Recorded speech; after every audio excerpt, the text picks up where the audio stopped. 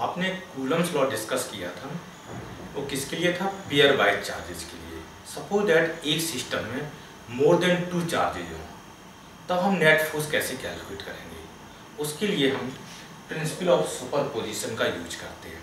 तो principle of superposition का हम स्टेटमेंट आपको बताएंगे और फिर उसका यूज करना बताएंगे। तो आप नोट कर लीजिए। If A system of charges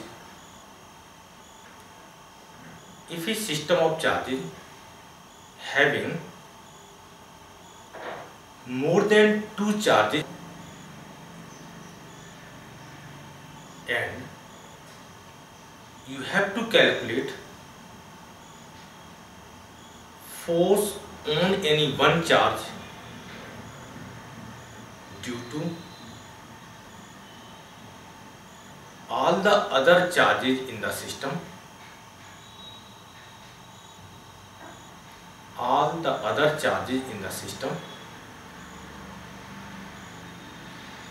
next line में net force on a charge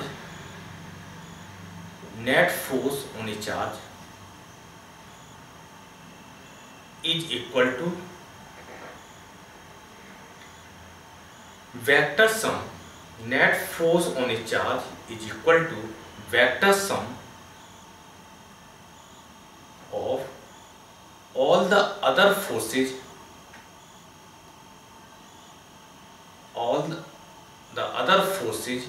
that is pairwise forces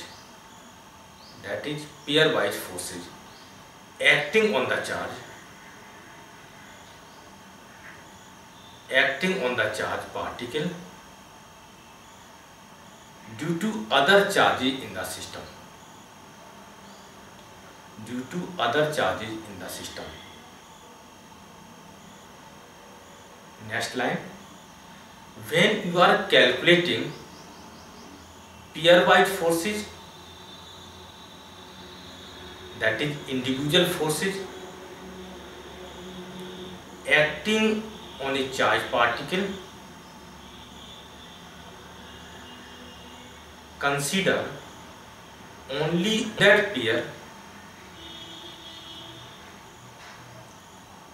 and assume all the other charges are absent at that moment.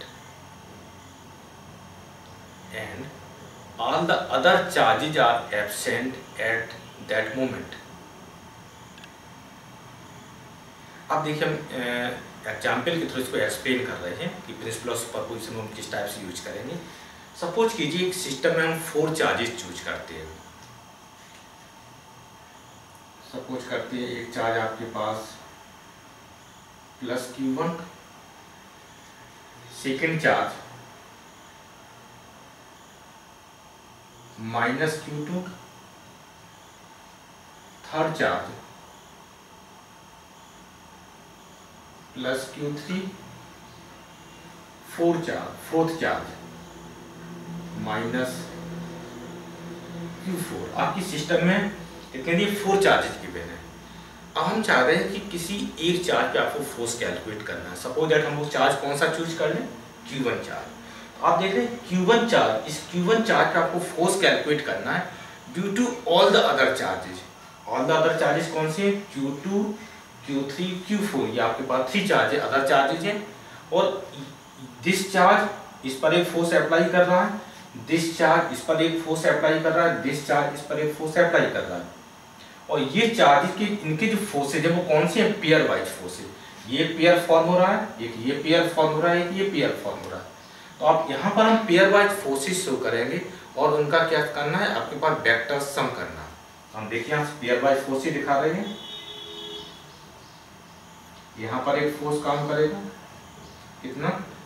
F12 force on charge 1 due to charge 2। आप देखिए ये opposite charges थे, ये like charges हैं। यहां पर value F13 force on charge 1 due to charge 3। ये unlike charges हैं। 1 4 force on charge 1 due to charge 4 मतलब Q4।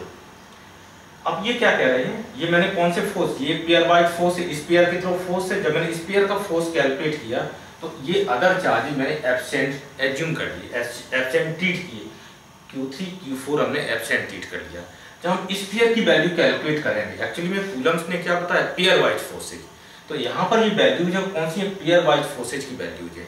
तो जब हमने इस पेयर को काउंट किया तो दिस चार्ज और दिस चार्ज की एब्सेंट ट्रीट कर लिया। जब हमने इस पेयर हमने काउंट किया तो ये 2 चार्ज मैंने एब्सेंट ट्रीट किए। तो आपके पास इस सिस्टम, इस Q1 चार्ज पे कितने फोर्स हो गए, आपके पास 3 फोर्स हो गए। और नेट फोर्स क्या है, vector sum of all the individual forces means pairwise forces.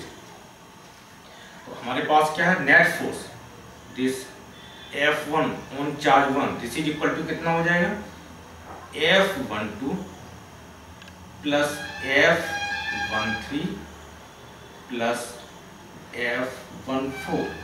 ये आपके पास प्रोसेस, आपके पास ये वेक्टर का हमें सम करना है। ये 3 फोर्स है, 3 फोर्सेज के थ्रू आपके पास resultant force on charge 1 calculate हो जाएगा।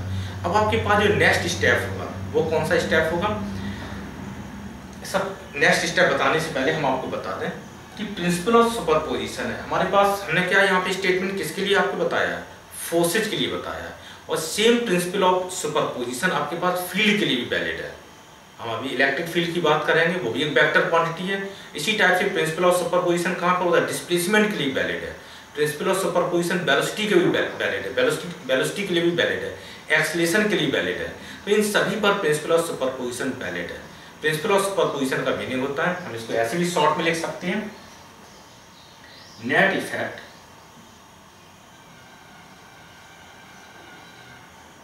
is equal to vector sum of individual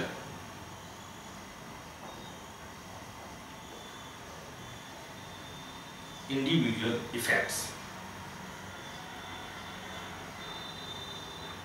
individual effect में पेयर वाइज इफेक्ट यहाँ पे कूलम्स लॉ के थ्रू।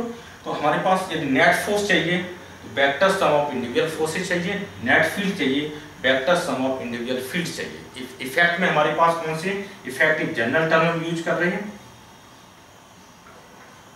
इफेक्ट में क्या क्या हो सकता है, फोर्स पॉसिबल है, फोर्स इफेक्ट पॉसिबल है,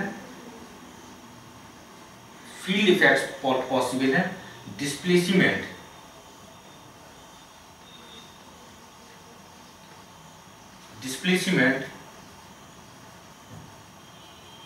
वेलोसिटी एटसेट्रा, बहुत सी जितनी इन जनरल वेक्टर क्वांटिटीज हैं उनके लिए प्रिंसिपल ऑफ सुपरपोजिशन वैलिड है। अब हमारे पास फाइनल पार्ट क्या रहा है, हमने प्रिंसिपल ऑफ सुपरपोजिशन बता दिया। इसका मतलब क्या है कि कूलम्स ने एक पेयर के लिए वर्क किया था, पेयर के लिए उन्होंने एक्सपेरिमेंटल रिजल्ट दिया था। हम प्रिंसिपल ऑफ सुपरपोजिशन का यूज करके नंबर ऑफ चार्जेस के थ्रू भी हम नेट फोर्स कैलकुलेट कर सकते हैं, नेट फील्ड कैलकुलेट कर सकते हैं। इस तरह से ये क्या होगा, वेक्टर सम हो गया। अब नॉर्मली जो वेक्टर सम होता है वो किसके थ्रू हम करते हैं, एनालिटिकल प्रोसेस के थ्रू। हम अदर पॉलीगन लॉ यूज करें या एनालिटिकल प्रोसेस यूज करें, मैक्सिमम केस में हम एनालिटिकल प्रोसेस का यूज करते हैं। तो हमारे पास इसके आगे जो हम बताएंगे एनालिटिकल प्रोसेस बताएंगे वेक्टर सम करने के।